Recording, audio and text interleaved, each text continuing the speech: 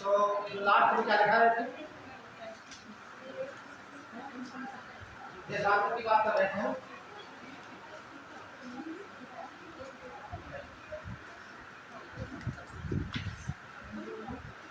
देशांतर की बात चल रही थी, तो उसमें देखिए जो यूपीएससी पूछता है,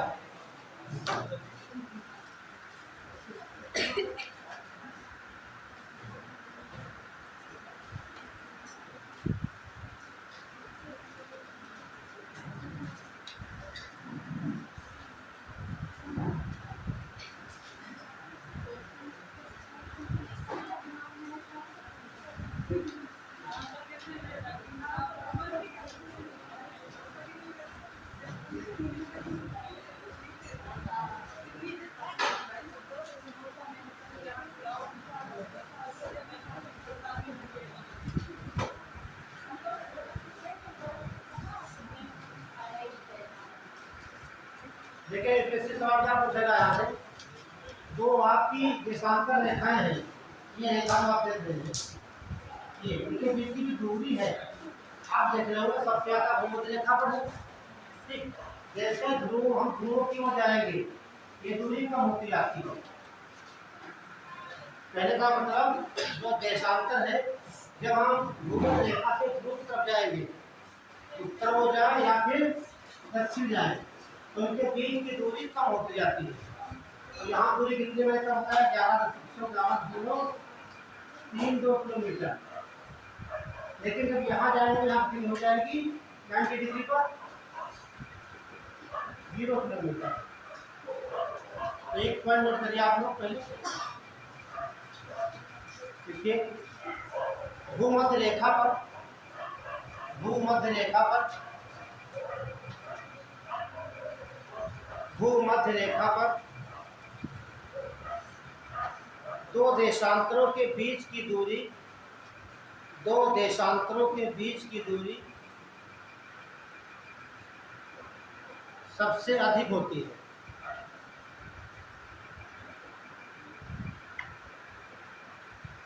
और ध्रुवों पर सबसे कम। ये लाइन बहुत इंपॉर्टेंट है एग्जाम की दृष्टि से, समझ लीजिए। भूमध्य रेखा पर दो देशांतरों के बीच की दूरी सबसे अधिक और सबसे कम ध्रुवों पर होती है। अधिक कितनी होती है, 111.32 किलोमीटर, यहाँ कितनी होगी 0 किलोमीटर। दोनों बातें ध्यान रखना। एक बात हो गई।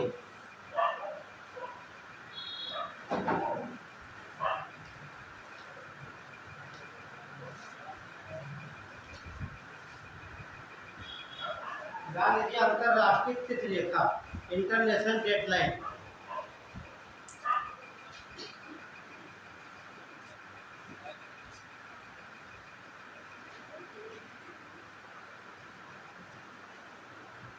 इंटरनेशनल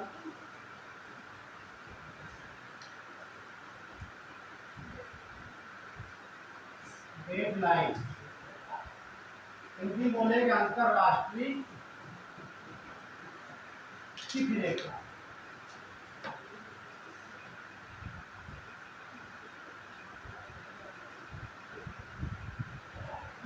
इसका बड़ा महत्व है, ठीक है। अंतरराष्ट्रीय तिथि रेखा, देखिए यहाँ लिखा है तिथि, डेट, तो ये ऐसी रेखा है, तो यहाँ पर तिथि में परिवर्तन होता है।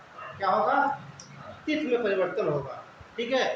तो सबसे पहले देख लेते हैं ये लाइन, तो 180 डिग्री देशांतर जो होता है ना, इसी को ये सवाल बनता है, ठीक है।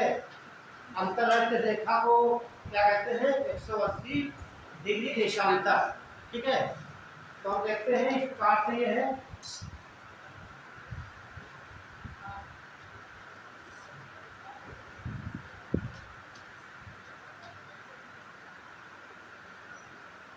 इस प्रकार मोड़ी गई है, ठीक है। कितने मोड़ हैं, 8 मोड़, 8 जगह मोड़ी गई है, ठीक है। तो आप ऐसे बना लीजिए, सब बताएंगे, सारे प्रश्नों का उत्तर मिल जाएगा, ठीक है। ऐसे बनाइए, यहाँ 180 डिग्री लिख दीजिए,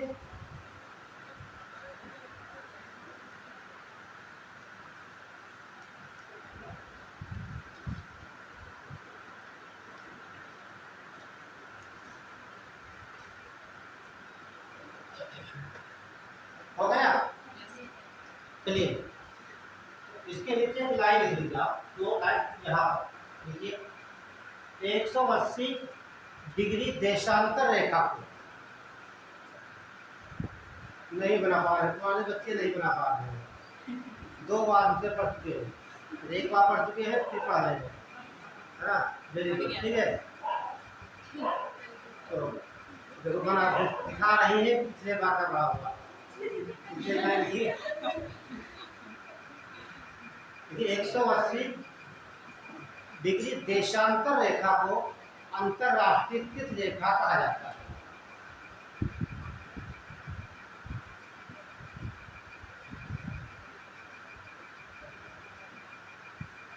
इस रेखा को पार करने पर, इस रेखा को पार करने पर तिथि में अंतर आ जाता है, तिथि में अंतर आ जाता है। पहले का मतलब पूरा कैलेंडर चेंज हो जाएगा।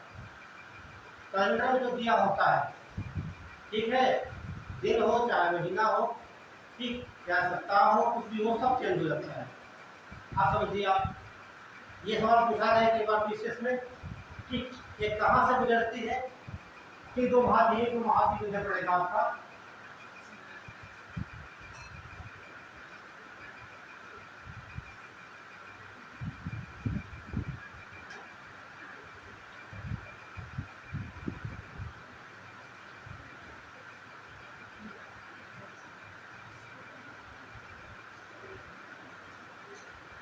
उदय प्रताप,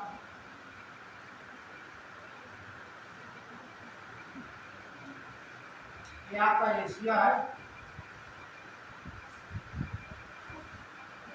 ये आपका उत्तरी अमेरिका है।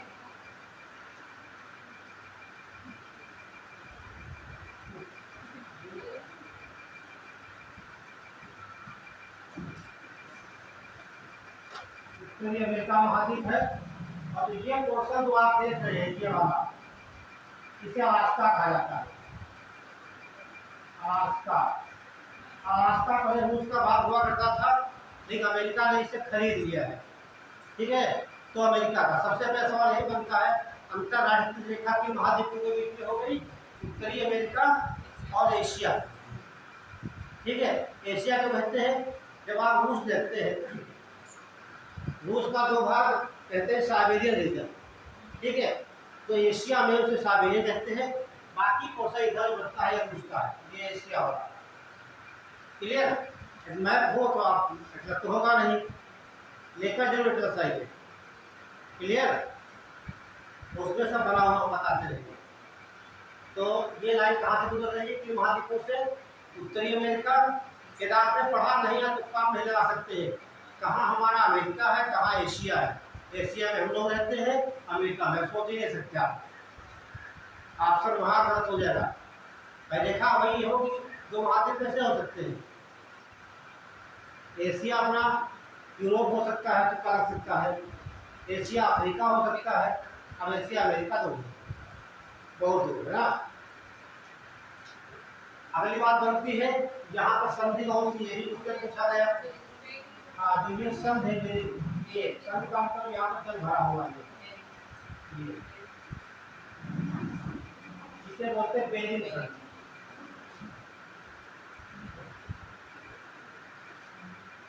बेरिंग संधि।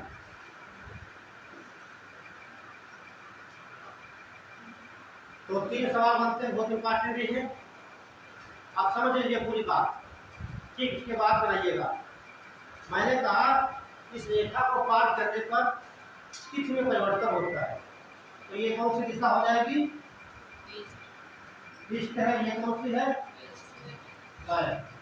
हिंदी बोलेंगे पूर्व, ये पश्चिम दिशा है। यदि कोई व्यक्ति इसे पूर्व से पश्चिम क्रॉस करता है,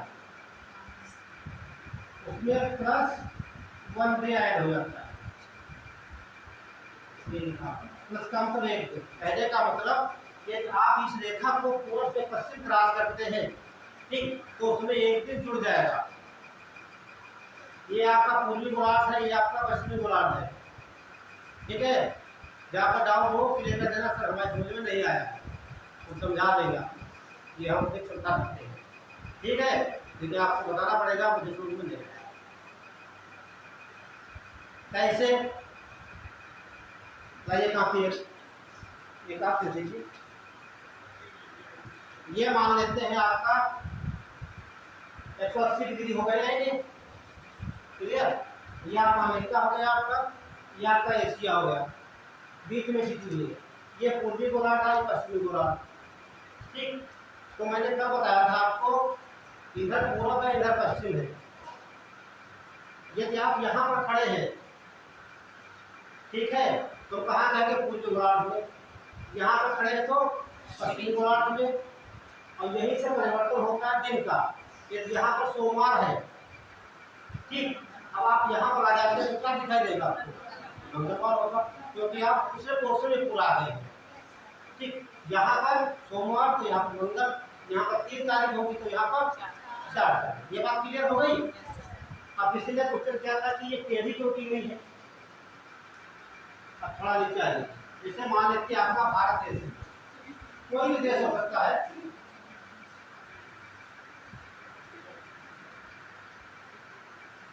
ये भारत है, ठीक, ये रेखा भारत के बीच से गुजर जाती है। ठीक, तो इधर कौन सा होगा, सोमवार।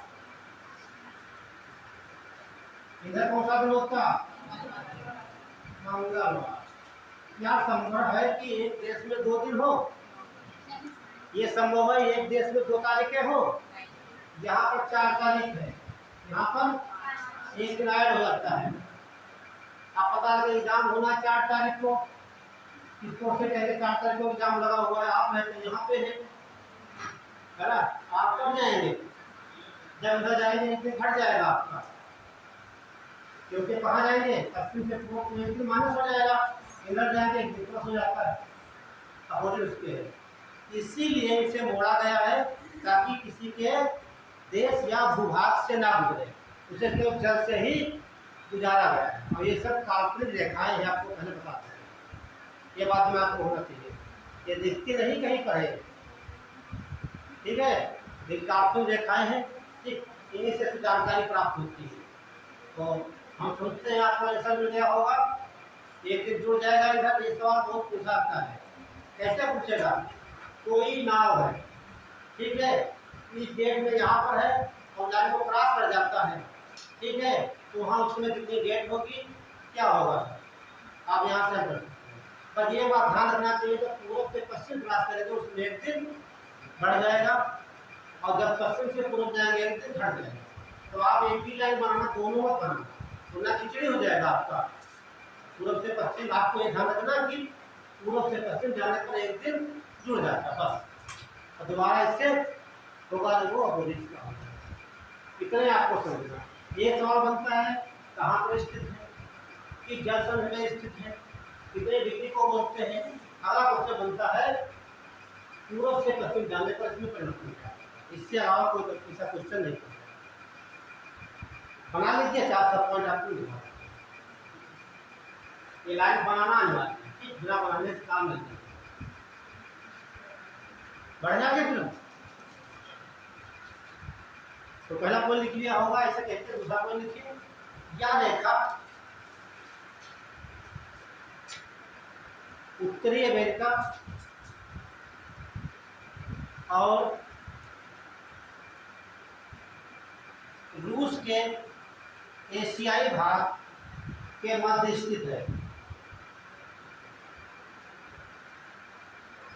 रूस के एशियाई भाग के मध्य स्थित है।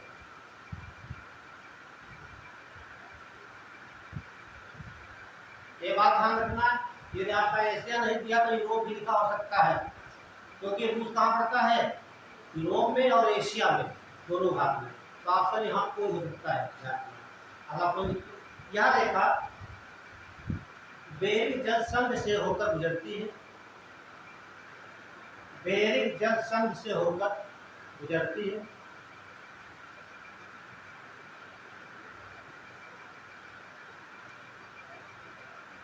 नेक्स्ट पॉइंट, इस रेखा को पूर्व से पश्चिम की ओर, इस रेखा को पूर्व से पश्चिम की ओर पार करने पर एक दिन जुड़ जाता है। एक दिन जुड़ जाता है। दिन हो तारीख दो योग में, पर यही ध्यान रखना, दूसरा मत लिखना है यहाँ पूर्व से पश्चिम एक दिन ये आपकी इंटरनेशनल डेडलाइन है।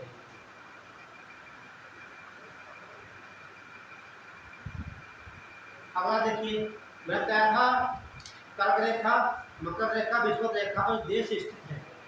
हाँ, हमेशा सवाल यहाँ से पूछा जाता है, कोई भी आयोग का होता है एक दो सवाल यहाँ से रख देता है। तो बता रहे थे आपको अक्षांशों की बात कर रहे थे हम, ठीक है। तो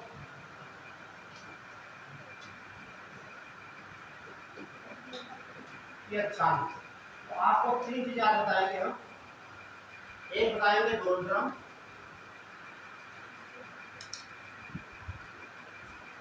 डोलड्रम बेल्ट, इसे बोलते शांत पेटी।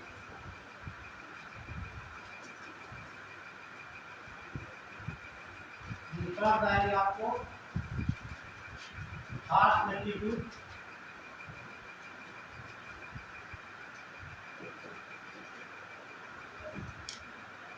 इसे बोलते अश्व अक्षांश, अश्व अक्षांश। ये सवाल कई बार पूछा गया, तो आप एक साल करते होंगे, देखते होंगे अश्व अक्षांश के बारे में। फिर चौथा है, तीसरा अक्षांश बैंड, अक्षांश बैंड।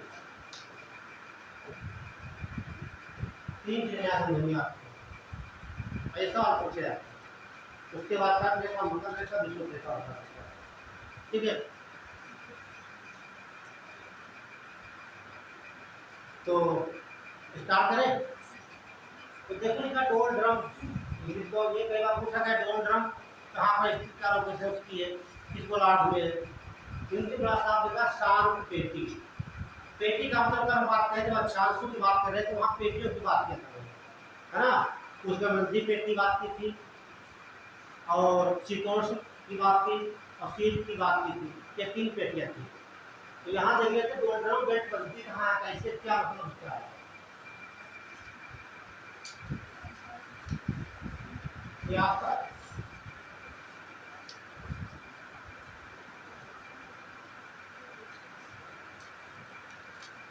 याद हो गई, ये 0 डिग्री, ठीक है। और ये आपका बार बार बात करेंगे 23 अपॉन 2 डिग्री साउथ, इसे मकर रेखा बोलते हैं। क्या बोलते हैं? मकर रेखा। और इसे बोलते हैं 23 अपॉन डिग्री नॉर्थ, बोलेंगे कर्क रेखा।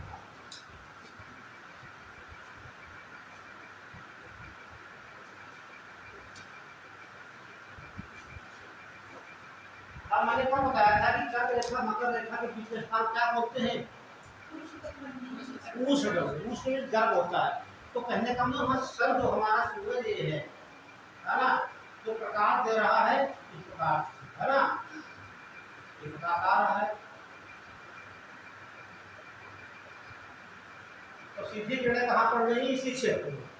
लेकिन इधर ज्यादा कृषि हो जाती है, इसलिए यहाँ पर ध्रुव पर बर्फ गिरी हुई है, ठीक है। आगे बताएंगे, आपने पढ़ा होगा कि ध्रुव में 6 बजे की रात होती है, 6 बजे दिन होती है। तो यही तो सीख सकते हैं कब कब दिन होगा, कब कब रात होगी, 3 महीनों में, ठीक। तो सूर्य का प्रकाश सीधे यहाँ पर है, तो यहाँ पर गर्मी ज़्यादा होगी नहीं होगी?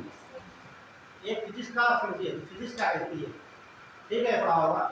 जैसे मान लीजिए सीतापुर हम लोग यहाँ खड़े हुए, सीधे धूप पड़े ऊपर से, प्रकाश यहाँ पर हो, तो ये क्षेत्र कैसा हो जाएगा? गर्म हो जाएगा, हो जाएगा। अब गर्म हो जाएगी, वायु गर्म हो जाएगी, तो वायु गर्म होने के बाद कहाँ चली जाएगी? ऊपर हो जाती है, क्योंकि पृथ्वी के सतह पर ऊपर जाएंगे, ऊपर वायुमंडल नहीं है, तो वायुमंडल नहीं है, वहाँ की दाब कम है। तो आप जानते हैं जब पौने चलती है high pressure to low pressure, ठीक। तो यहाँ क्या हो जाएगा, यहाँ पर जब की पौने उड़ जाएगी ऊपर चली गई, ठीक, यानी कि जब उड़ जाएगी तो यह स्थान खाली हो जाएगा। खाली हो जाएगा, हवाएं भरने के लिए चारों तरफ से आती है। सबसे बड़ा एग्जाम्पल देखिए, यदि आपको गाँव से प्लान करते होंगे, जब किसी गाँव में आग वाग लग जाती है, गाँव जलने लगता है, तब तक हवा तो नहीं चलती होती है। जैसे आग जलने लगती है तुरंत हवा चलने लगती है। क्यों? क्योंकि वो पूरा क्षेत्र लो प्रेशर बेल्ट बन जाती है। आग लग गई, वहाँ की वायु गर्म हो गई और ये ऊपर चली गई और लो प्रेशर बेल्ट बन जाता है। उसे भरने के लिए हवा चारों तरफ से आती है। तो हम लोग बोलते देखो पहले हवा नहीं चलती थी, हवा चलने लगती है, ठीक है। तो ये पूरी बेल्ट खाली हो जाती है। इसको भरने के लिए हवाएं इधर से आती है, ऐसे ठीक, ऐसे आके सीधे ऊपर चली जाती है। तो ये क्षेत्र जो होता है 0 से 5 डिग्री है, ये क्षेत्र खाली होता है। ऐसे समझ लीजिए, हवा इधर से आ गई, इधर से आ रही, बहुत तेजी से आ रही है, क्या हवा आपको मिलेगी? कभी नहीं मिलेगी, ठीक। जब हवा उधर से आ गई, यहाँ प्रेशर ज्यादा हो जाएगा, तो वो आकर के सीधे ऐसे ऊपर उड़ जाएगी। या समझिए, ये हवा आ रही है, ऐसे जाकर सीधे ऐसे चली जाएगी ऊपर, ये दोनों तरफ, दोनों गोलार्ध में। क्लियर हुआ?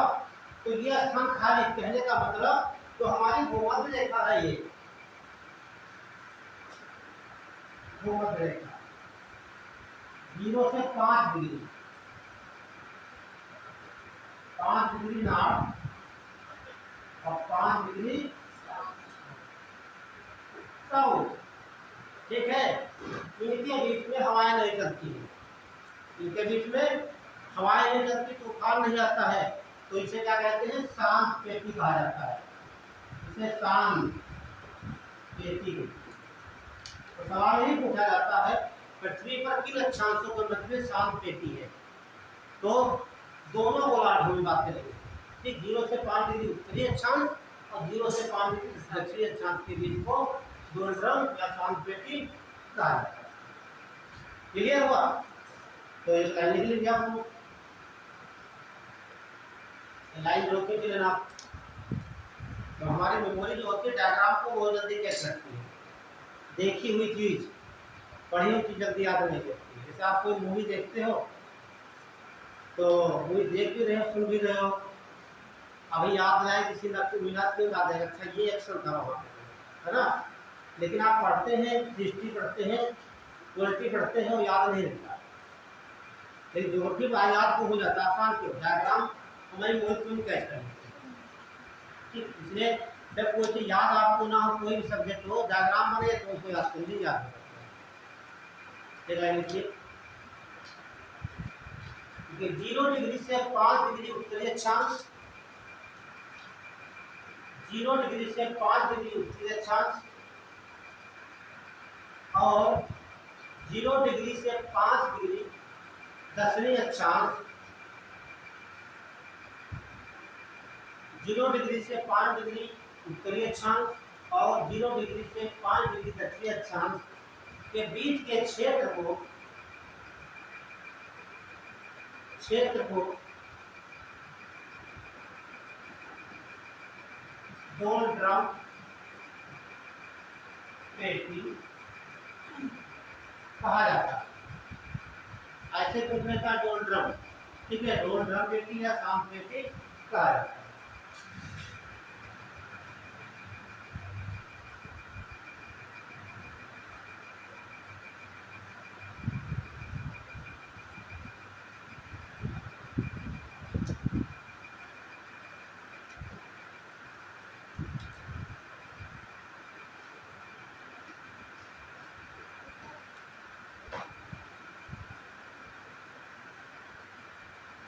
अगला देखिए, जो मैं दिखाया अक्षांश डालने के लिए, अक्षांश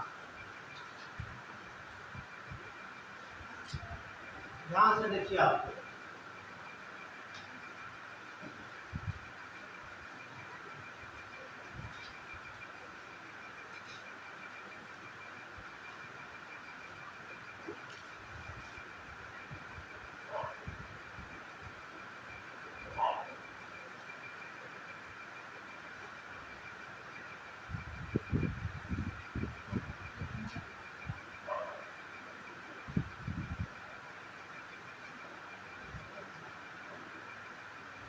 बात है समझने योग्य। मैंने बताया कि यहाँ पर जब टेम्परेचर ज़्यादा होगा वायु उड़ जाएगी, तो ये वायु कहाँ जाएगी? ये इधर से आएगी इससे, है ना? इन्हें कछुआ कौने भी कहा जाता है। ठीक, जब यहाँ पर आएंगे तो यहाँ पर क्या बनेगा? ठीक, ये पहले लो प्रेशर बना होगा यहाँ पर, पहले तो कोने आएंगे यहाँ पर, कोने कहाँ चलेंगे? हमेशा high pressure to low pressure. ठीक है, तो लो प्रेशर तो हवाएं यहाँ पर आएंगी, ठीक, तो जाकर कहाँ पर गिरेंगी? ऐसे जहाँ पर हवाएं गिरेगी वहाँ क्या बनेगा? High pressure. जब आपको बढ़ाएंगे वायु दाब की पेटियां, अब यहाँ स्टार्ट कर देंगे तो फिर ये पोर्शन पूरा खत्म हो जाएगा। ठीक है, समझ लीजिए हवाएं जो यहाँ से उठेगी ऊपर तो कहाँ गिरेंगी? 30 डिग्री की तरफ, दोनों बराबर होंगे। 30 डिग्री उत्तरी अक्षांश पे और 30 डिग्री दक्षिणी अक्षांश। होता क्या, जब हवाएं यहाँ से गिरेगी जाकर के तो यहाँ प्रेशर कैसा होगा? High pressure. हम मान लेते हैं उस जमाने में, बहुत पुरानी बात है, यहाँ पर कोई नाविक जा रहे होंगे, नाविक, और उनके नाव में घोड़े लगे हुए थे, वो ऐसे इधर से आ रहे हैं समुद्र से होके, जब उनकी नाव यहाँ पर पहुंची, ठीक है, क्योंकि यहाँ पर हवाएं तेजी से ऊपर से गिर रही है, तो यहाँ क्या होगा? हवाएं जिसके मान तालाब है उसमें नाव है, कागज में डाल दिए, उसके बाद थोड़ा प्रेशर डालिए तो क्या होगा? वो नाव पानी में डूबने लगेगी, और प्रेशर हटा लीजिए तो क्या होगा? नाव पानी के ऊपर फिर आ जाएगी। उसी प्रकार जब वो नाव यहाँ पर आई 30 डिग्री पे, उन्हें ये नहीं पता था 30 डिग्री है क्या, तो जानते भी नहीं थे, लेकिन जब नाव यहाँ पर आए तो प्रेशर ऊपर से हवाएं यहाँ पर गिरती है, हाई प्रेशर है तो नाव डूबने लगी। तो उन्होंने समझा कि घोड़े से लदे हुए हैं इसीलिए ये नाव डूब रही है। ठीक, तो उन्होंने घोड़ों को उठा के समुद्र में फेंक दिया।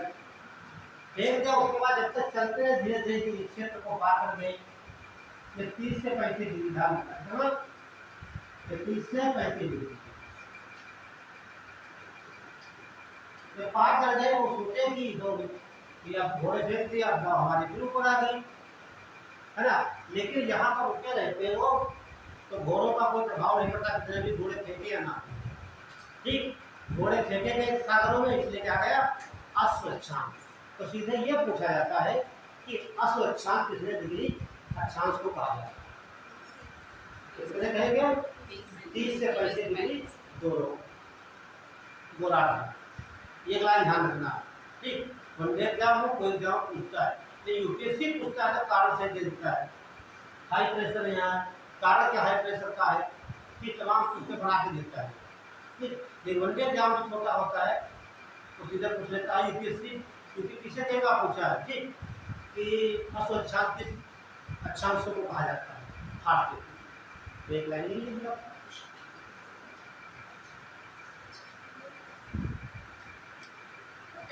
30 डिग्री, ठीक है, नॉर्थ से 30 डिग्री नॉर्थ, ठीक है भाई। 30 से 35 होता है, 30 से 35, ठीक, यहाँ भी 30 से 35 है, यहाँ भी 30 से 35, तो हमारे दोनों तरफ जा रहे दोनों प्रेशर है। ठीक, यहाँ पर जाएंगे तब भी, यहाँ पर जाएंगे तब भी प्रेशर हाई रहेगा। यहाँ पर कोई भी वस्तु जल्दी से डूबेगी, यहाँ पर दोनों गोलार्ध में। तो हम ये कह सकते हैं हवाएं तो उत्तरी गोलार्ध हो जाएंगे दोनों, क्योंकि यहाँ पर हाई प्रेशर बन रही है, देख रहे हैं आप, यहाँ पर भी बन रही है।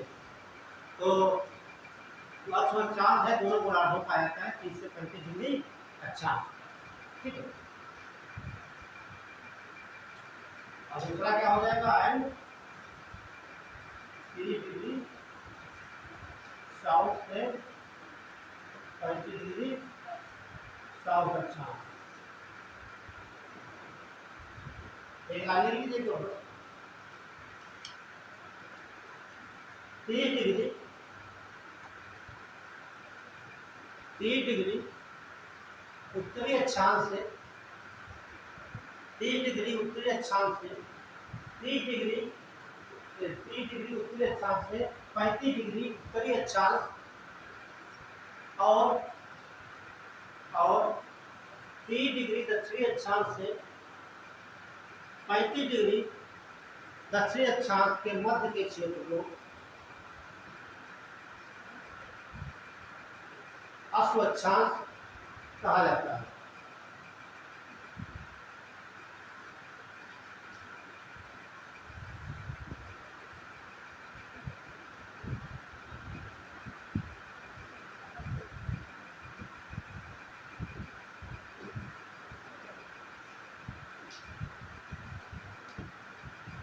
अक्षांश बैंक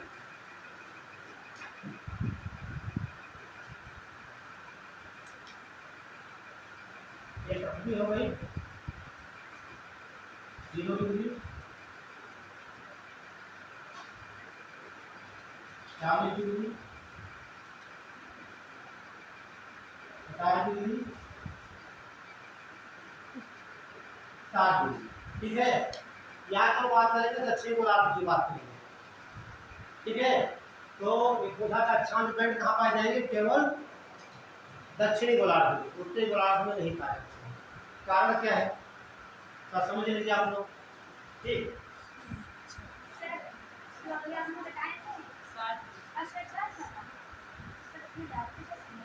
हाँ बताइए।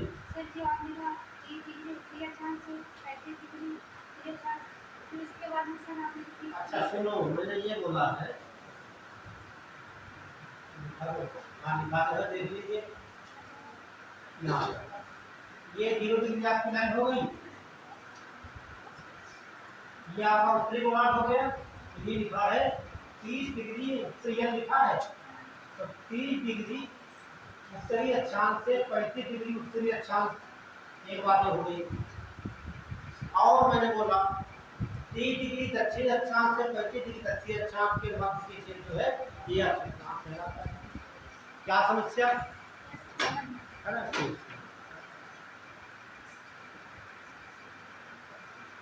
ये अक्षांश बैंड पूछा जाता है। ठीक, इसका मतलब होता है हवाएं चलती है, ठीक, उनकी आवाज को लेकर। जैसे आंधी आती है, यहाँ देखिए जब हवा चलती है आंधी आती है तो क्या लगता है ना, शांत लगता है, तो वृद्धि तेज आती है। लेकिन यहाँ पर हमारा स्थल भाग ज्यादा है उत्तरी गोलार्ध में। ठीक, अब यहाँ पर आंधी मानो उधर से हवा आएगी तो बिजली में टकरा जाएगी, उसकी स्पीड कम हो जाएगी। लेकिन दक्षिण गोलार्ध में यहाँ पर सब जल भरा हुआ है, तो हवाएं चलती हैं तो उनकी एक आवाज आती है। जब हवा चलेगी कोई 40 पर तो उसे कहा जाता है, आगे बताओ,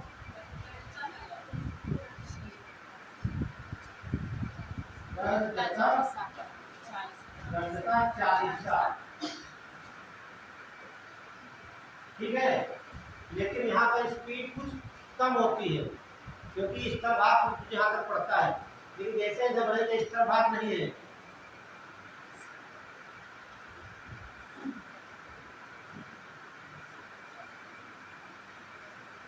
तो ये बात ध्यान रखना। आप 50 से क्या बोलते हैं? 50 का 60 को क्या बोलते हैं? चीता 60। ये कौनों की आवाजें हैं, ठीक, बहुत तेज चलती हैं तो उसकी आवाज लगती है कि ये गरजते हुए, ये प्रचंड 50 और ये चीता 60। अभी तो बड़ा आसान लग रहा होगा, डायग्राम बना बगल में लिखा हुआ है। एग्जाम में इतना नहीं होता है, वो सीधे पूछता है ये 50 लेटा देता वहाँ पे। हवाओं की जो दुनिया निकलती है कितने अक्षांश पे कौन से निकलती है, ठीक, ध्यान रखना। ठीक, भ्रष्टा प्रचंड और ये अक्सर देखने कहाँ मिलता है? दक्षिणी गोलार्ध में। बात ध्यान रखना, कारण मैंने आपको बता दिया। कारण क्या है? यहाँ पर स्तर भाग नहीं है, हवा टकराती नहीं है, जल्दी सतह बहुत तेजी से चलते हैं तो उनके आवाज आती है चलने की। ठीक है, इसीलिए ये कहा जाता है तीनों नाम। ठीक, ज़्यादा इसमें लिखना कुछ नहीं। सुनो, हो गया? बस बना लीजिए, इतने काफी तो है बस। ठीक है, 40 डिग्री कौन रहेगा ये, साउथ साउथ। और ये सब अक्षांश से ध्यान सुना। आगे चलकर भूगोल बहुत पढ़ लिए, क्योंकि ये विजन बनाने के इस्तेमाल समझ जरा क्या बात कर रहा है कि नॉर्थ की बात कर रहा है या साउथ की बात कर रहा है, बार बार लिखेंगे नहीं हम। ठीक, एक दिन आप दूसरों से आप सीख जाएंगे। बढ़े आगे। ठीक, तो तीनों हो गए। आप देखिए, ये भी डाल दीजिए। कर्क रेखा पर स्थित भारत के राज्य, कर्क रेखा पर स्थित भारत के राज्य। तो कर्क रेखा है,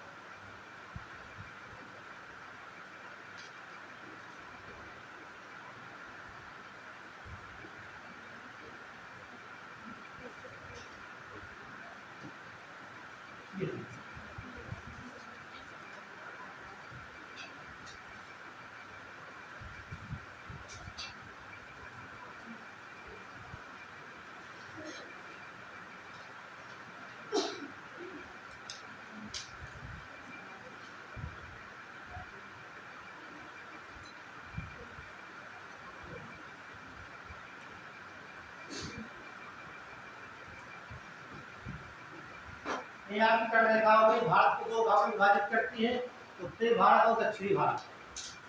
क्लियर है? हाँ, तो इसमें कितने राज्य है, 8 बताया गया।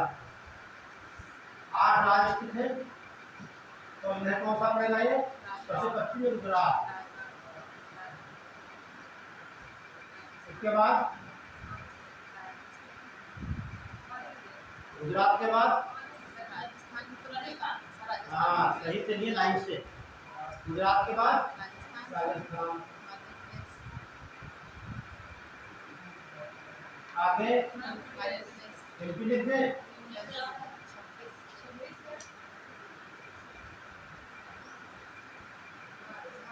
छत्तीसगढ़, फिर झारखंड, फिर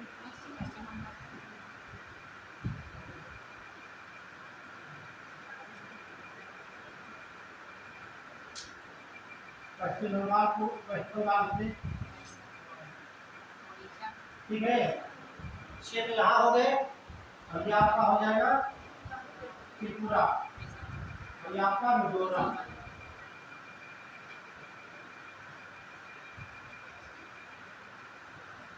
ये त्रिपुरा, ये तो आसान पड़ जाता है, लेकिन जब पढ़ेंगे आप वही पूरे विश्व का कितने देश है, किस महाद्वीप में कौन सा देश है, ठीक वहाँ आपको यात्रा दिया जाएगा ठीक से। तो सबसे पश्चिम में गुजरात है और सबसे पूर्व में मिजोरम। ठीक, नोट कर लीजिए। तो भारत में कर्क रेखा 8 राज्यों से होकर गुजरती है।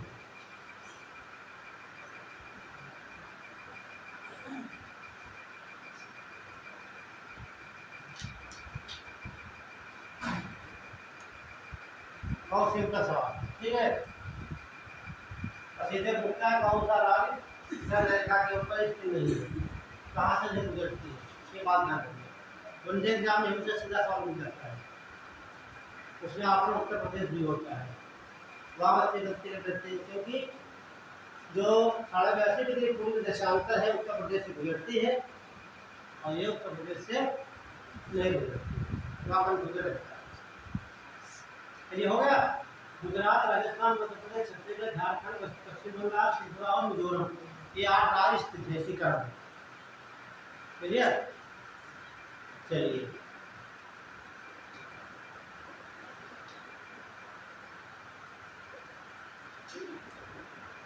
अब भी डाल लीजिए। कर्क रेखा पर स्थित विश्व के देश, कर्क रेखा पर स्थित विश्व के देश।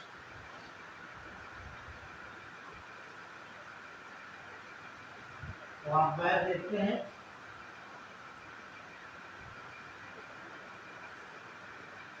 ये 0 डिग्री, और ये कौन सी रेखा है, ये कर्क रेखा, ये आपकी मकर रेखा है। एटलस को आप खोल लेना।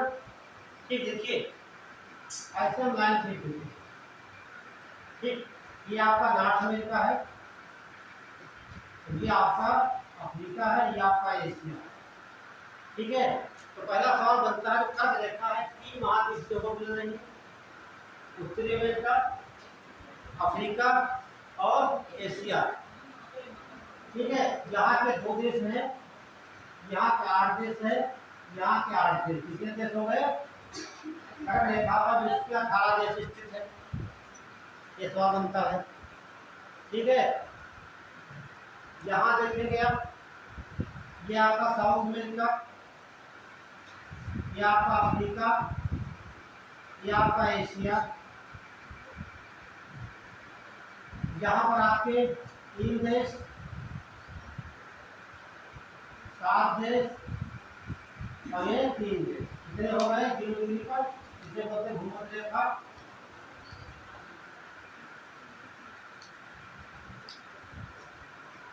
हो गया आपके 10 3 13 देश, 13 18। यहाँ देखेंगे, ये आपका साउथ अमेरिका महाद्वीप, ये आपका अफ्रीका महाद्वीप, और ये आपका हो जाता है ऑस्ट्रेलिया।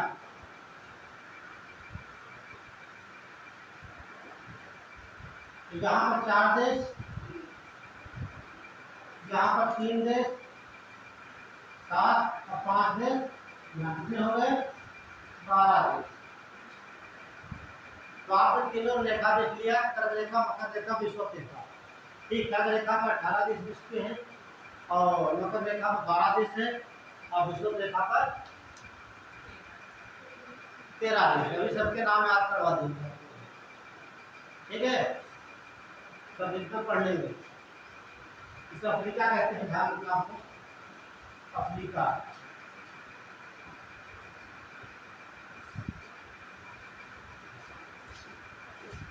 अफ्रीका अगला सवाल बनता है, पूछा भी जाता है। ठीक है, ऐसा कौन सा महाद्वीप है जहाँ से कर्क रेखा, मकर रेखा, विषुवत रेखा तीनों गुजर रही है? आप देख रहेंगे, कर्क रेखा यहाँ भी अफ्रीका, यहाँ भी अफ्रीका, यहाँ भी अफ्रीका। ये सवाल बनता है। क्लियर?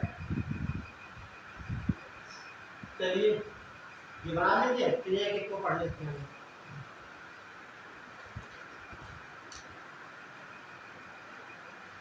जो नए बच्चे हैं लिख लेंगे, हमने लिख दिया है ये तो आप अफ्रीका हिंदी में लिख लेना, अफ्रीका, एशिया, साउथ अमेरिका, दक्षिणी अमेरिका, अफ्रीका, एशिया, दक्षिणी अमेरिका, अफ्रीका और ऑस्ट्रेलिया। शुद्ध हिंदी में लिख लेना ताकि ठीक एक बाद में बन जाएगी, तो आप थोड़ा बुद्धिमान हो जाओगे, है ना, पढ़ते पढ़ते ऑटोमेटिक बुद्धिमान हो जाओगे। तो ये जनरल सी बात हो गई। तो जो हेडिंग पढ़ी थी, कर्क रेखा पर स्थित विश्व के देश, तो कितने देश स्थित है? 18। यदि आपका एटलस होती तो हम बताते जाते हैं। अब लग रहा होगा हमने गलती की, हमने नहीं, आप लोगों ने एटलस ना लगे। ठीक, अगली बार लेकर अवश्य है, क्योंकि यहाँ वर्ड का मैप नहीं बनाएंगे, जरूरत नहीं है, बना देंगे तो बहुत समय लगेगा। ठीक है, हम सीधे लाइन खींच के बता रहे हैं आपको। ठीक है, बन सकता है, इसकी बात नहीं। तो देखिए ये मैंने टाइप खींच दिए। अब ये जो लिख दिया जाए यहाँ पर, इसका मतलब क्या हो गया? हाँ, बताने की आवश्यकता नहीं है क्या है, ये सीधे कर्क रेखा। ठीक है, बार बार मत लिखना आप लोग। 3.5 डिग्री उत्तरी अक्षांश हो गई है। ठीक है, कहने का मतलब पृथ्वी की सतह पर एक कोई लाइन पूर्व से पश्चिम खींची जाती है। ठीक है, तो उसे हम अक्षांश कहेंगे।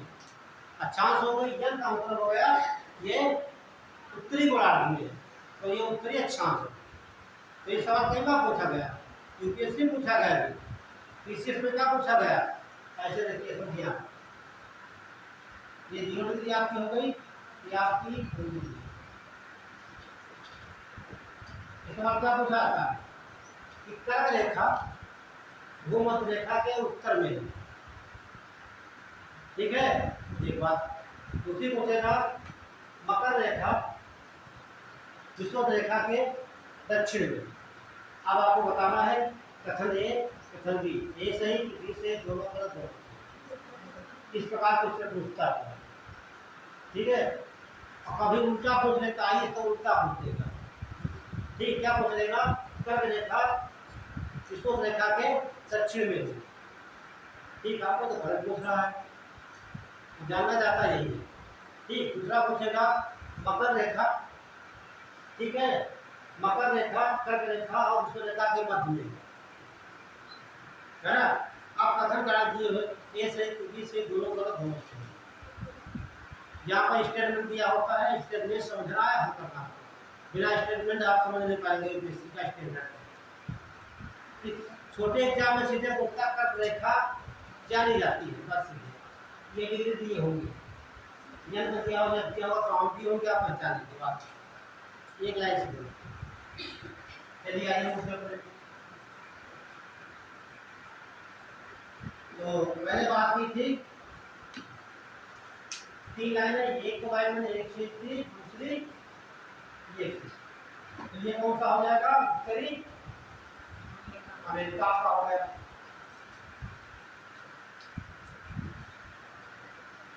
ये आपका अफ्रीका हो गया, अफ्रीका पूरा महाद्वीप। और ये आपका एशिया हो गया।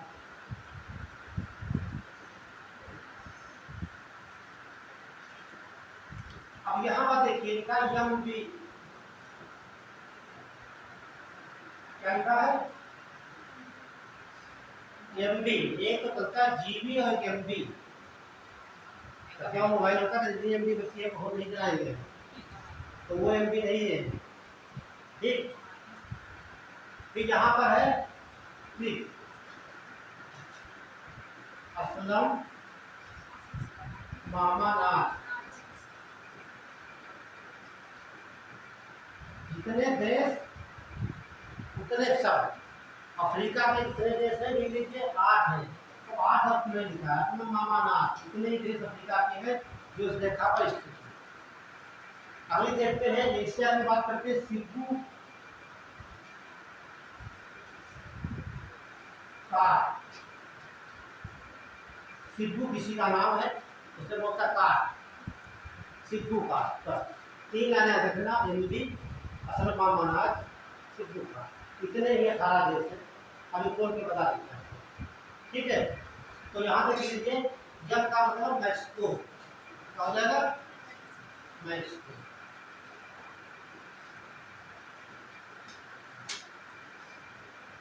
अब एटलस होते तो आपको दिख रहा होगा वहाँ पर मैक्सिको कहाँ पर। फिर डी में बहामास, बहामास आपने डबल देखा होगा, बहामास की बनियान आती है और चप्पल आती है, देखा मार्केट में। हाँ, तो बहामास एक कंपनी है, ठीक, कंपनी नहीं कंट्री है। तो ये बहामास आपका है। ये कैरिबियन सी देखेंगे आपको अटलांटिक महासागर में, अब एटलस नहीं है तुमका, है ना। अटलांटिक महासागर खोलिए, ठीक है, वो आपको कैरिबियन सी लिखा होगा। ठीक, जैसे यहाँ देखे होंगे वेस्ट इंडीज का नाम सुना है आप लोगों ने। हाँ, वेस्ट इंडीज, वेस्ट इंडीज क्या होता है, इंडीज मीन्स है, इंडीज नहीं, साफ बता रहे हैं, वेस्ट इंडीज है ना। तो छोटे छोटे द्वीप होता है, पश्चिमी द्वीप समूह है, इसीलिए वेस्ट इंडीज की कोई कैपिटल नहीं होती है, ध्यान रखना। एक वेस्ट इंडीज टीम भी है, ठीक है, हाँ क्रिकेट टीम है। तो हाँ, सवाल वेस्ट इंडीज भाई कंट्री नहीं है, द्वीपों का समूह है, उसी का वही लगता है कैरिबियन सी। तो कैरिबियन सी में पड़ता है बहामास, एटलस में देख सकते हो। चलिए यहाँ ये आस है, अल्जीरिया, अल्जीरिया, सात से पश्चिमी सहारा,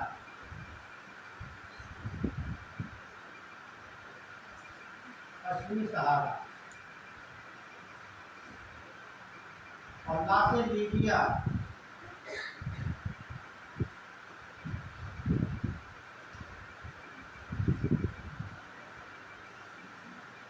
से मिस्र,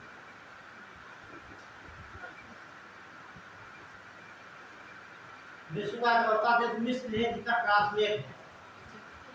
जैसे भारत को लिखते भारत, इंडिया को इंडिया कहते हैं, ये इंडिया को ट्रांसलेट नहीं करते हैं कि इंडिया को हम कह दें कुछ और, लेकिन यहाँ है मिस्र को क्या कहते हैं, इजिप्ट कहते हैं।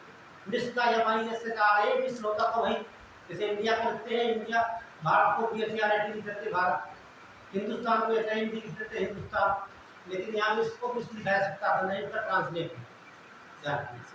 ठीक है। अगला मास है माली।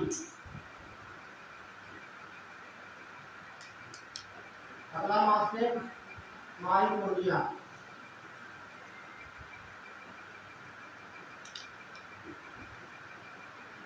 माइकोनिया ना से नाइजर, नाम सुना है नाइजर।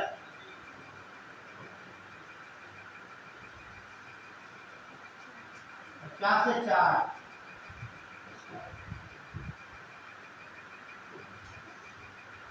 माना अफ्रीका महाद्वीप के देशों में 8 नोट कर लीजिए। और जो एटलस होती देश बने होंगे वही गोला बना देते आप। एटलस ले लो, पूरे एटलस आपके दिमाग में फीड करवा दोगे, ये बात है। ठीक, इधर देखते हैं जैसे सऊदी अरब, क्या हो जाएगा सऊदी अरब। आई से हम बताएंगे नहीं आपको। हाँ इंडिया। और बी से बांग्लादेश, बांग्लादेश। और एक बी से बर्मा, बर्मा को क्या कहते हैं म्यांमार। सब कुछ चेंज हो गया, नाम भी चेंज, कैपिटल भी चेंज। क्या है कैपिटल, न्याय जगह। पहले क्या हो करती थी रंगून, है ना। 1857 में रेफर को भेजा गया था, है ना, रंगून में तो यू से UAE। अभी देखा आपने दुबई नाम सुना है, दुबई कहाँ पड़ता है UAE में, यूनाइटेड अरब अमीरात, यानी कि संयुक्त अरब अमीरात में। तो वहाँ वो लोग कृत्रिम वर्षा कराना चाहें, क्या कराया था ना, कृत्रिम वर्षा। अब इतनी वर्षा हो गई कि दुबई डूब गया, ये करंट का सवाल हो गया। अब तो बच्चे बताएंगे कृत्रिम वर्षा कैसे कराई जाती है।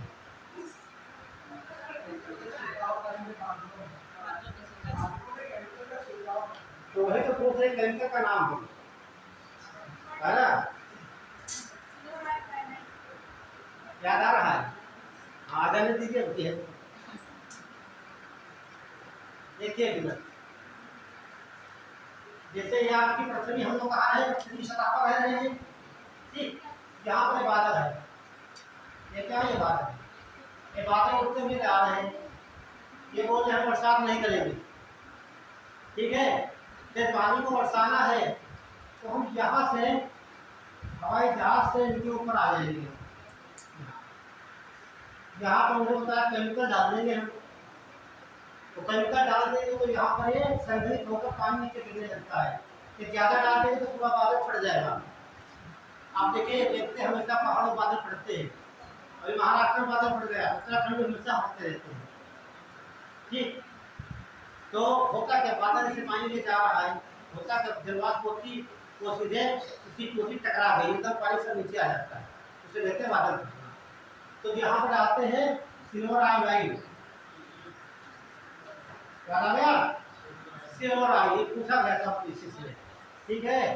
कृत्रिम वर्षा किससे कराई जाती है, तो सिल्वर आयोडाइड के माध्यम से। तो सिल्वर आयोडाइड का छिड़काव करते हैं, ये पानी गिरने लगता है, इसे बोलते हैं, ठीक है। तो ये सब दिखा देंगे, बाद में समझ आएगा। तो इसे बोलते हैं संयुक्त अरब अमीरात।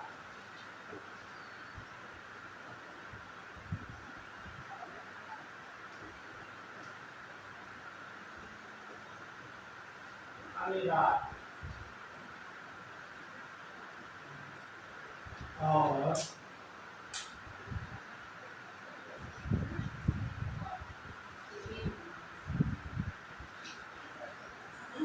80 से आप जानते भैया अपना पड़ोसी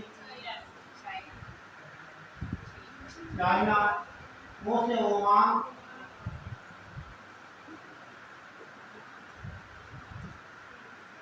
और लास्ट में टी से ताइवान।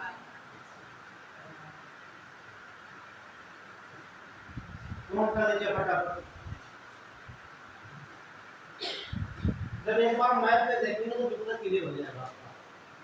ट्रिक हमारी रहेगी और मैप आपका रहेगा। जब घर पढ़ना देखिएगा ऐसे ये याद रखना।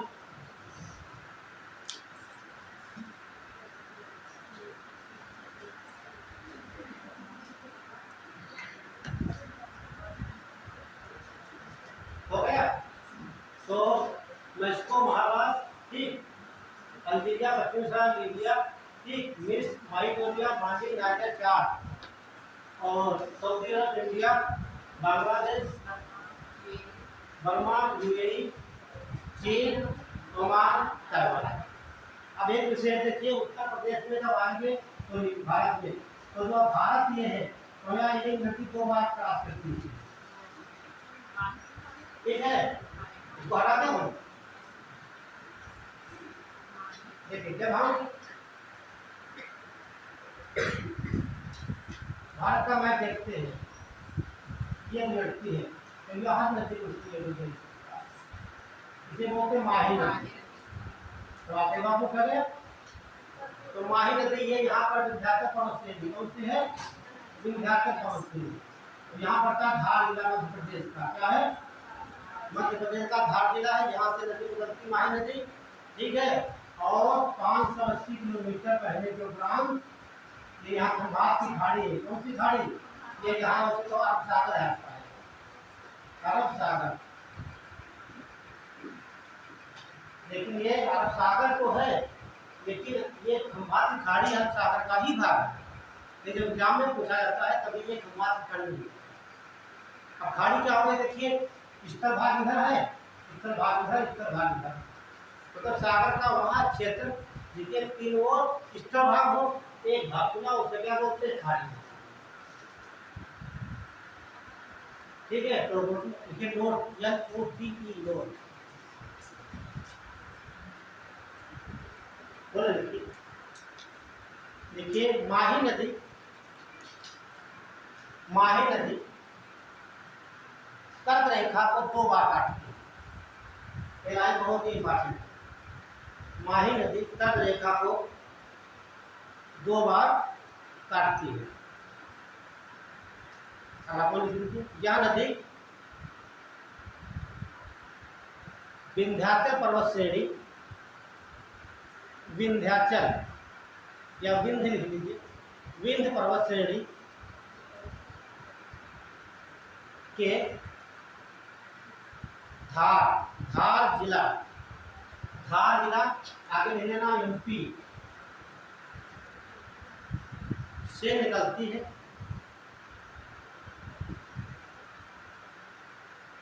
और 580 किलोमीटर प्रवाहित होने के बाद गुजरात में अरब सागर से मिल जाती है। गुजरात में अरब सागर से मिल जाती है।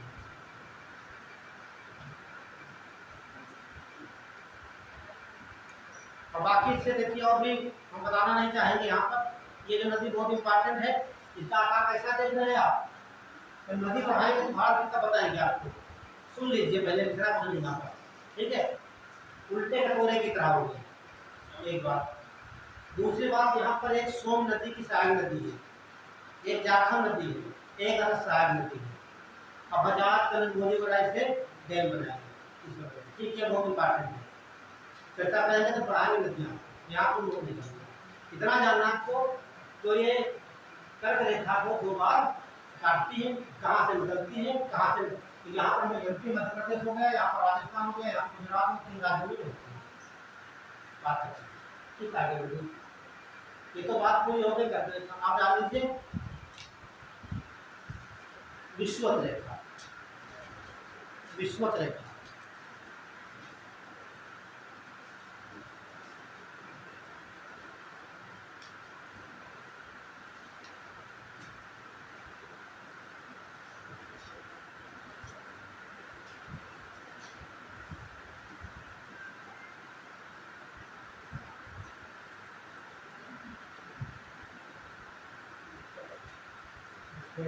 या बोलते हैं भूमध्य रेखा।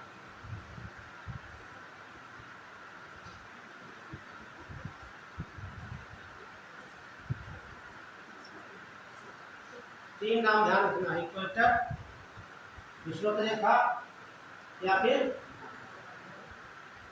भूमध्य रेखा। भूमि पृथ्वी मध्य माने बीच में रेखा, पृथ्वी के बीचों बीच में रेखा खींची गई उसे बोलते हैं भूमध्य रेखा। क्लियर? ये आपकी भूमध्य रेखा हो गई।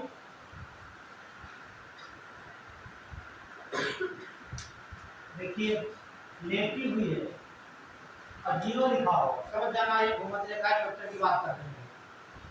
बांट देंगे तीन भागों में, एक दो तीन भाग। इधर क्या हो जाएगा आपका दक्षिणी अमेरिका,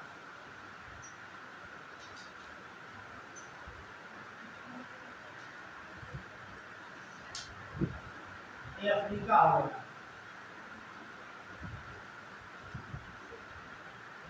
ये एशिया है,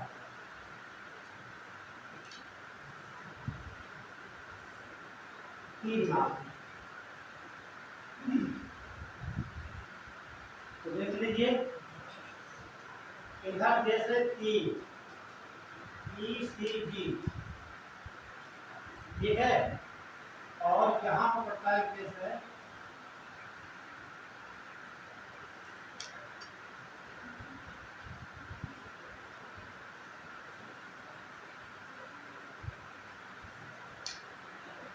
ये झील बनी हुई बहुत इंपॉर्टेंट है।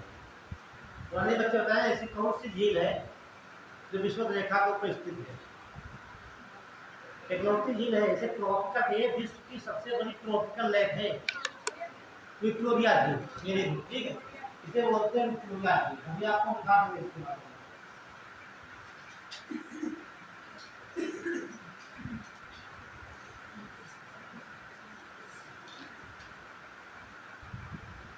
South arm princess,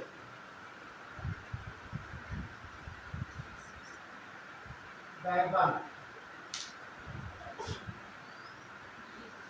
Congo, Congo गणराज्य,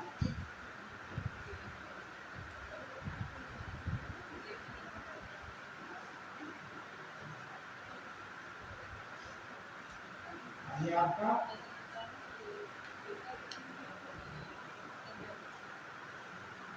युगांडा,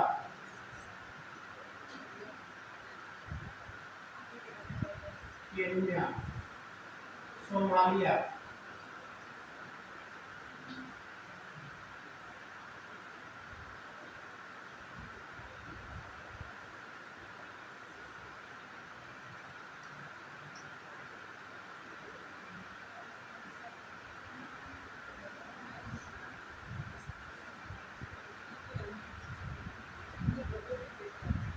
सोमालिया, ठीक है। जब आएगा एशिया में, यहाँ पर मालदीव,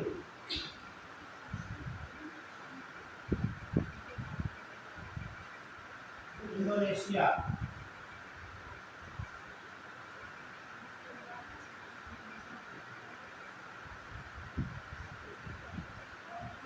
अब ये इराकी हो जाएगा,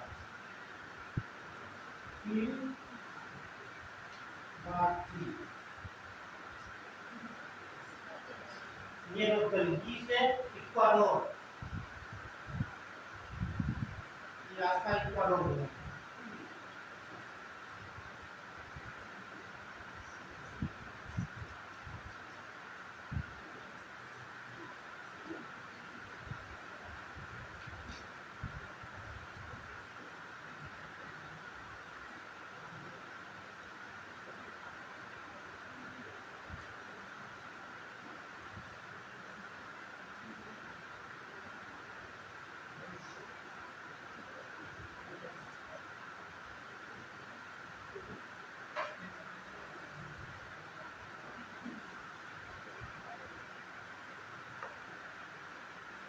ये नॉर्थ एशिया, ठीक है। तो Ecuador, Colombia, Brazil, Sao Principe, Gabon, Congo, Congo, Uganda, Kenya, Somalia, Africa हो जाते हैं, और मालदीव, इंडोनेशिया और किर्बाती, इतने देश इस पर स्थित हैं। और ये इम्पॉर्टेंट आपकी झील है, ठीक है। और ध्यान से देखिए, एक नदी यहाँ पर पड़ती है कांगो में, से ये क्या कर रही है, इसे बोलते हैं कांगो नदी।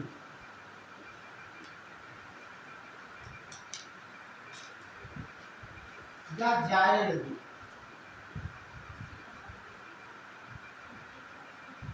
ये ध्यान रखिए।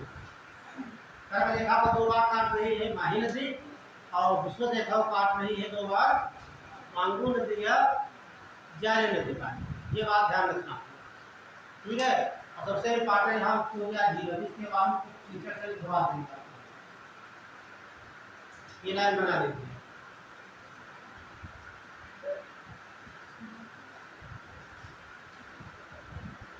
जहाँ समझना बता देना, बोलते हैं।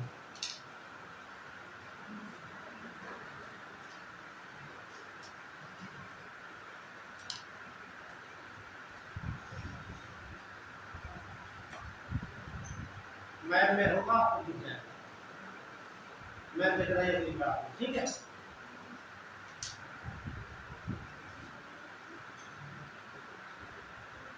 बढ़े आगे चलिए, डाल लीजिए कांगो नदी, या नोट के लिख लीजिए, नोट। अफ्रीका की कांगो नदी, अफ्रीका की कांगो नदी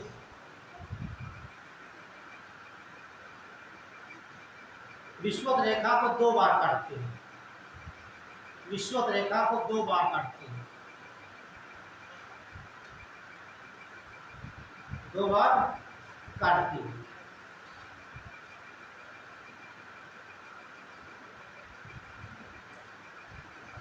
अब डालेंगे विक्टोरिया झील,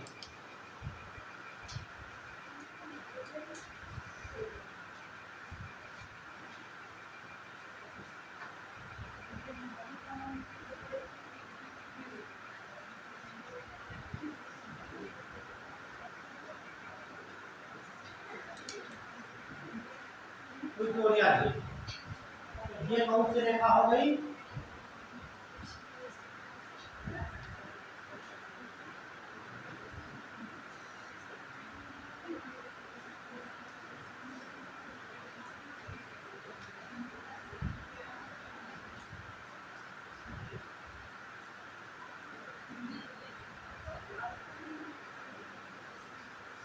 तो आप देख रहे 0 डिग्री रेखा कहाँ से गुजर रही है, ये पृथ्वी नहीं है, ये विक्टोरिया झील आती है, क्या है, विक्टोरिया। मैंने डायग्राम इसलिए बनाया है, यहाँ से 2 सवाल पूछा था, कई बार सवाल पूछेंगे। ये पूछा जाता है कि अफ्रीका के कितने देश हैं जो विक्टोरिया झील की बाउंड्री बनाते हैं, सीमा पर स्थित। ये तो नीचे दिखेगा, यहाँ तंजानिया है, तंजानिया, यहाँ पर केन्या, यहाँ पर युगांडा,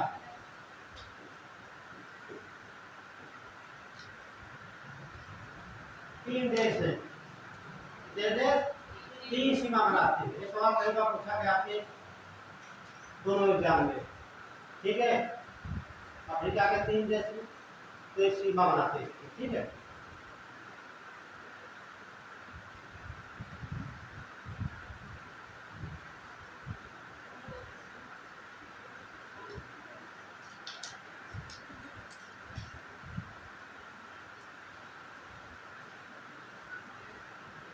हो गया,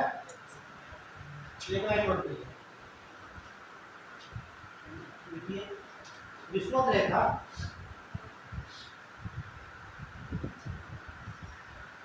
विक्टोरिया झील के ऊपर से होकर गुजरती है,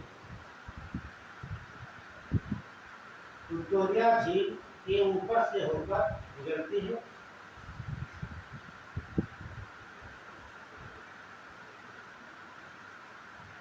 इसकी सीमा सीमा पर 3 देश स्थित हैं। इसकी सीमा पर 3 देश स्थित हैं। देशों के नाम पता है आपको? ठीक, दिखाने की आवश्यकता नहीं है। एक बात और बता दें, तो अफ्रीका महाद्वीप है, जहाँ ज्यादा कोई आपका वहाँ पर हेडक्वार्टर नहीं बनाया गया है, लेकिन केन्या की राजधानी जो है नैरोबी, अपना है नैरोबी, जहाँ एक हेडक्वार्टर बनाया गया है UNDP। इसकी स्थापना 1972 में हुई थी। ठीक है, तो ये पूछा इसलिए जाता है कि हम लोग का हेडक्वार्टर यहाँ पे, बाकी ज्यादा हेडक्वार्टर कहाँ पे आपके? स्विट्जरलैंड में, और वो भी कहाँ? जेनेवा में, सबसे ज्यादा जेनेवा में। ठीक है, बहुत है, तो तुक्का लगाना वही लगा। तो नैरोबी,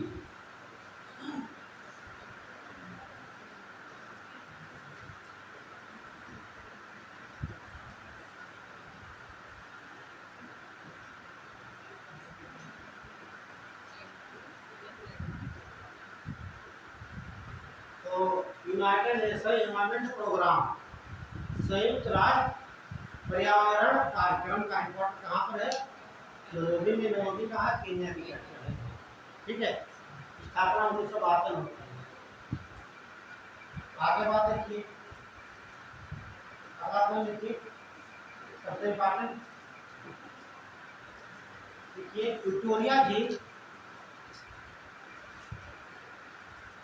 विश्व की दूसरी, विक्टोरिया झील विश्व की दूसरी सबसे बड़ी ताजे पानी की झील है।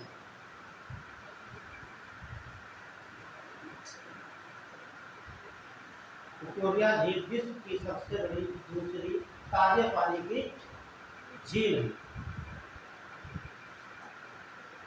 तो दूसरी हो गई है,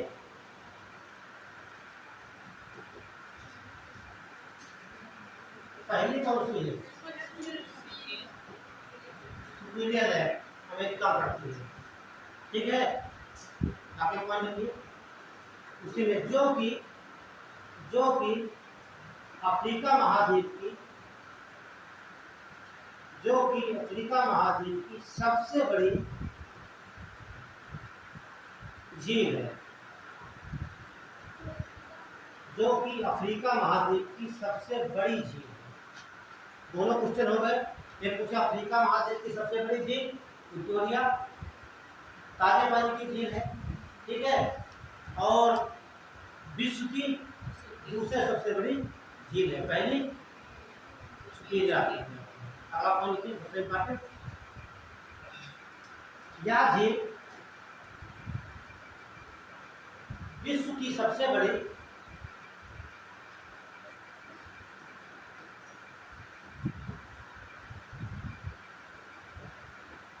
ट्रॉपिकल लेक, यह झील विश्व की सबसे बड़ी ट्रॉपिकल लेक,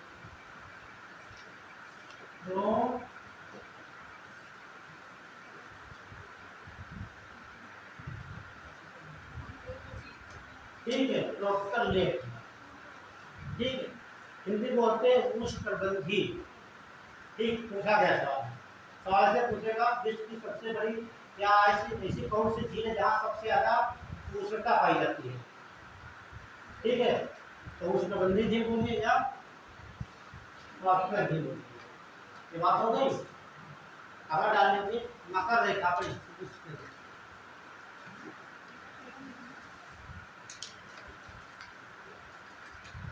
मकर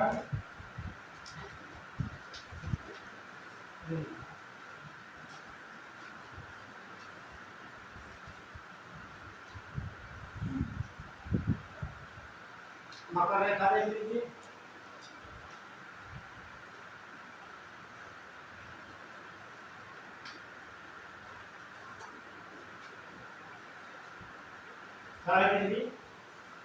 दक्षिणी अक्षांश।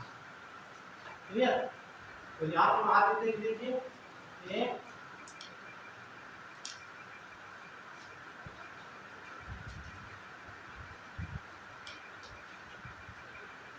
यहाँ पर देखिए तय बी 4, यहाँ पर नवादा मूल नवादा एथनिक है, और यहाँ पर 3 देश है, एक तो ऑस्ट्रेलिया हो जाएगा आपका, ऑस्ट्रेलिया,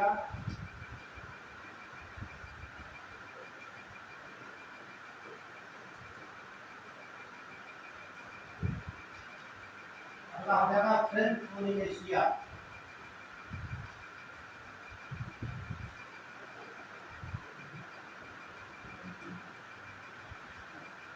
फ्रेंच,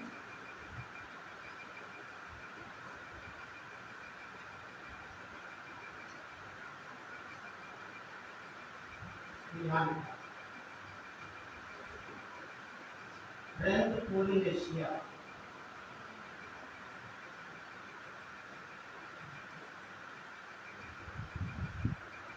यहाँ देख लीजिए कैप, ये कैप का सी का मतलब होता है चिली। अब इस सवाल करते हैं विश्व का सबसे बड़ा देश रूस, विश्व का सबसे लंबा देश चिली, क्योंकि जब मैप में देखें कि दक्षिण अमेरिका सबसे किनारे जो एंडीज पर्वत श्रेणी है लगभग 72 किलोमीटर लंबी, ठीक है, वहाँ नीचे फैला हुआ है ऊपर से नीचे, ठीक, चिली, एशिया, अर्जेंटीना,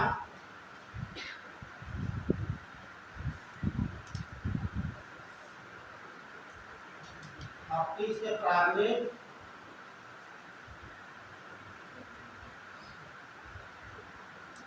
और फिर से ब्राजील,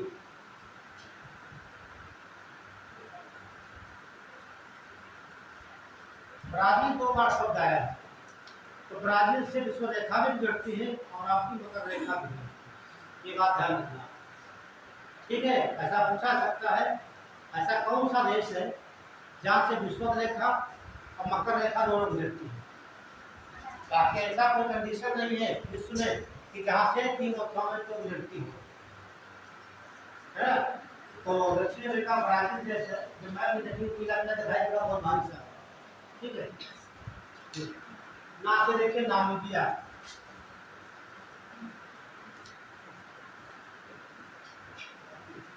नामीबिया, बोत्सवाना, बताते हैं जानते हैं आप दक्षिण अफ्रीका, जहाँ की टिबेट में भारत ने हराया भी, याद है कुछ?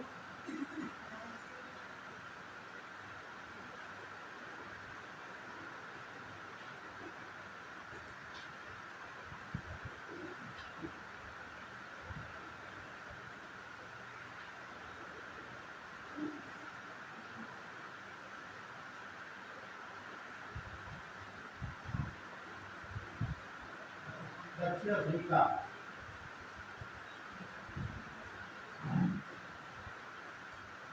ये ऐसा देश है यहाँ 3 कैप्टन है, 3 राजधानियां हैं। भारत में भी हराया था वर्ल्ड कप में, किसको हराया? करंट से भी लगे रहो, क्योंकि इससे निकालना है तो करंट पढ़ना पड़ेगा। T20 फाइनल हुआ था नहीं, किससे हुआ था?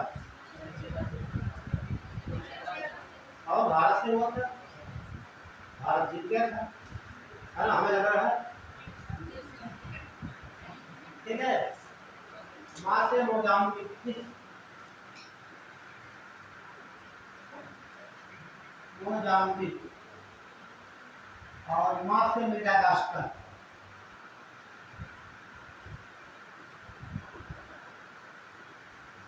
इतना जरूर जाएगा,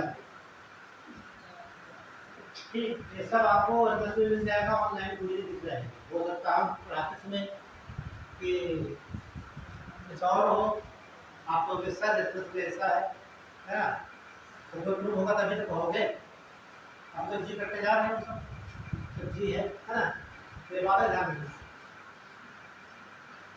नामीबिया, ठीक। एक नदी जो ये लिखा है अफ्रीका का लिखा है, यहाँ एक नदी है अफ्रीका में, आपको आज के नोट कर लिया, देखो अफ्रीका देखेंगे,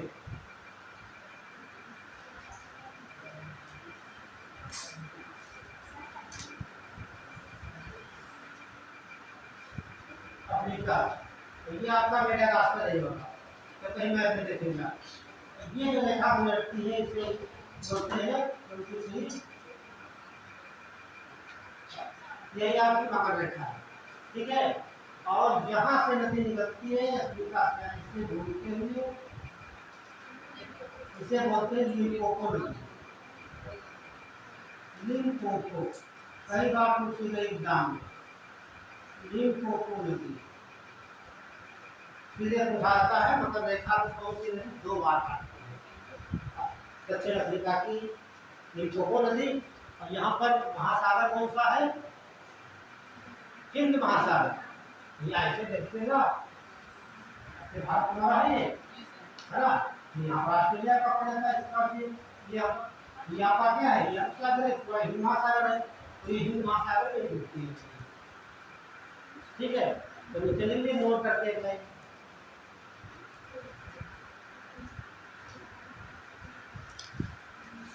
हो गया? लिम्पोपो समझ आ रहा है? लिम्पोपो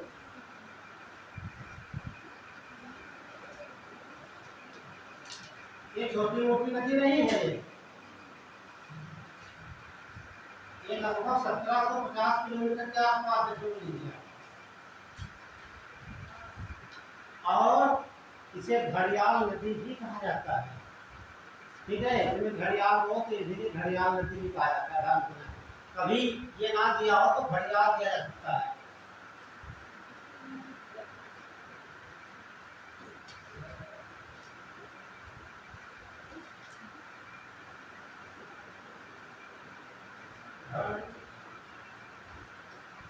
घड़ियाल नदी भी कहा जाता है, ठीक है। तो नोट कर लीजिए, मकर रेखा को लिम्पोपो या घड़ियाल नदी दो बार काटती है।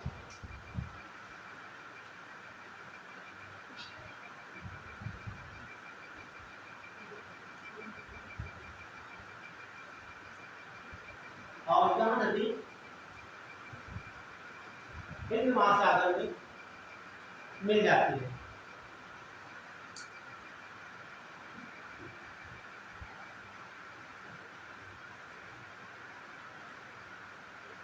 के नोट करते हैं, नोट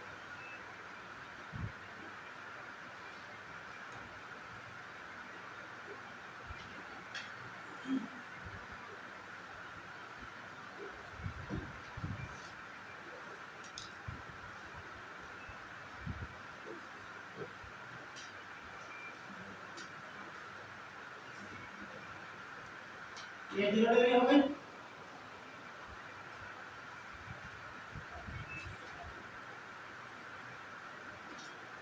ये भी 0 डिग्री है, तो 0 डिग्री देशांतर और 0 डिग्री भूमध्य रेखा, ये दूसरे कहाँ काट रही है? ये आपका पड़ता है यहाँ पर अटलांटिक महासागर। कौन सा है? अटलांटिक महासागर। समझ लीजिए कोई बात पहले, जो इसका काट रही है, इसका एरिया जो ये है आपका एक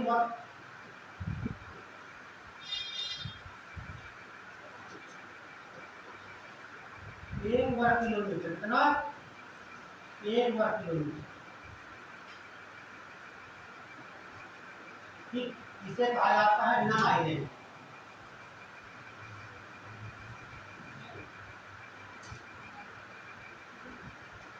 ध्यान रखना, ठीक। नल आइलैंड हिंदी बोलते हैं शून्य द्वीप।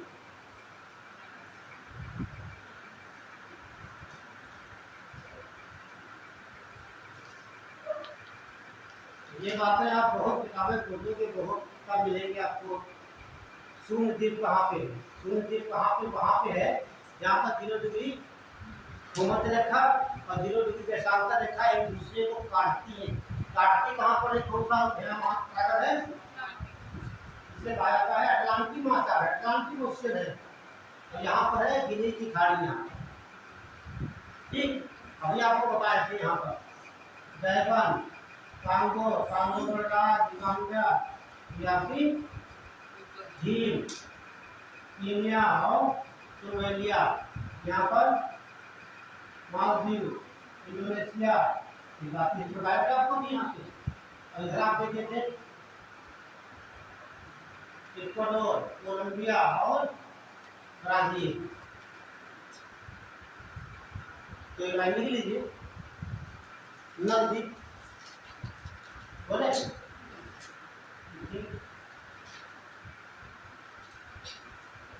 0 डिग्री देशांतर रेखा, 0 डिग्री देशांतर रेखा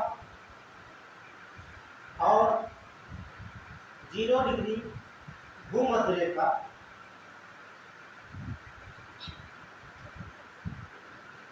एक दूसरे को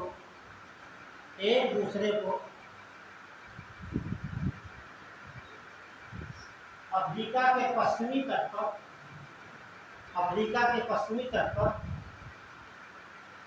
अटलांटिक महासागर में काटती है। अफ्रीका के पश्चिमी तट पर अटलांटिक महासागर में काटती है।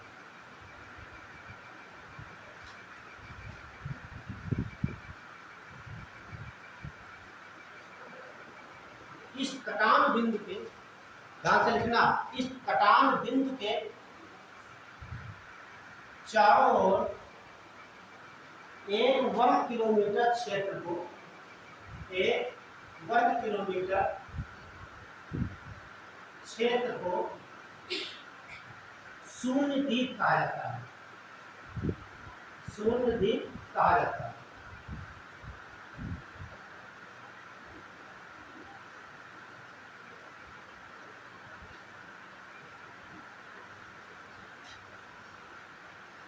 हो गया?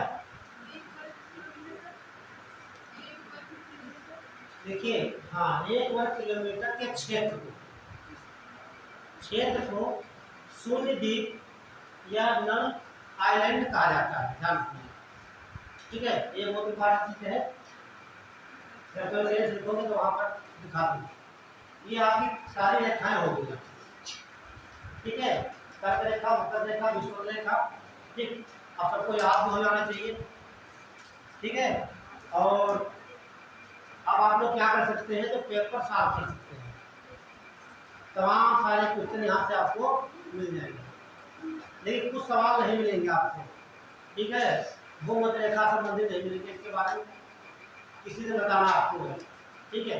बहुत सी चीजें इस पर लिखी हुई है भूमध्य रेखा। एक पॉइंट और लिख लीजिए नोट करके साथ में।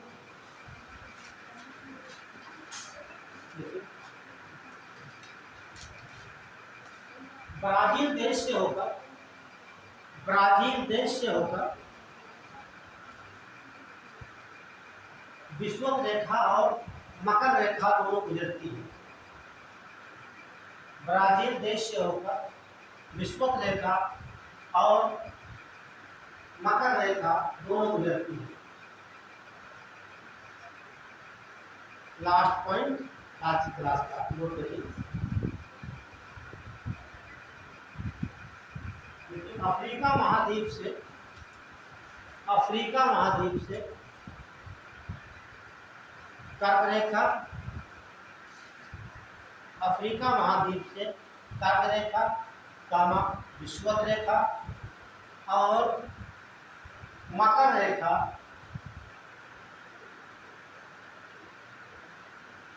तीनों गुजरती है।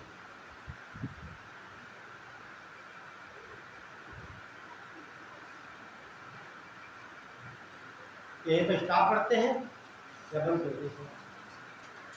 और एक फोटो ले लें।